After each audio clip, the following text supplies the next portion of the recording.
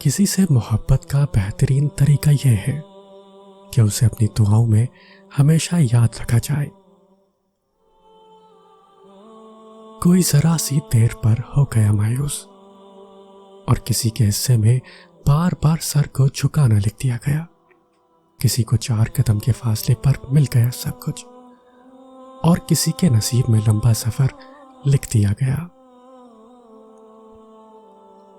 اللہ تمہاری دعاؤں کو نصیب سے ہارنے نہیں دے گا، اور یقین رکھو معجزے صبر کرنے والوں کے لیے ہیں۔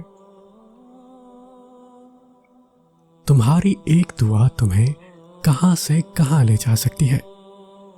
اگر تمہیں اس بات کا ذرا بھی اندازہ ہو جائے تو تم اپنی کوئی بھی سانس دعا سے خالی نہ جانے دو۔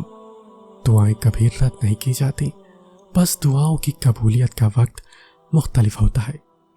تو تمہیں صبر کرنا ہے اس وقت کے آنے تک، اور یقین رکھنا ہے کہ جو بھی آئے گا تمہارے حق میں بہتر بن کے آئے گا۔ دعا کی قبولیت آپ کے اندر ہوتی ہے جب آپ کا اخلاص، آپ کی نیت، آپ کا کردار، آپ کی کارکردگی اور اضطراب ایک فریکوینسی پر جمع ہو جائیں تو دعا کی قبولیت یقینی ہے۔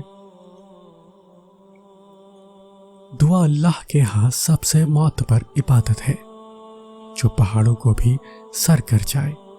دعا ایسی حیرت انگیز طاقت ہے۔ اللہ ہر آنسو سے واقف ہے جو آپ نے مسکراتے ہوئے پلکوں کے پیچھے چھپا لیا تھا۔ وہ رحیم رب ہر اس دعا سے واقف ہے جس کے لیے ہاتھ اٹھاتے ہوئے آپ کا دل تکلیف سے پھٹ رہا تھا۔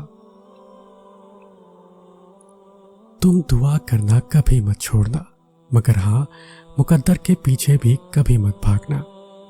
بس یقین رکھنا اور انتظار کرنا۔ جو لمحے صبر آزماتے ہیں دراصل وہی قبولیت کے لمحے ہوتے ہیں۔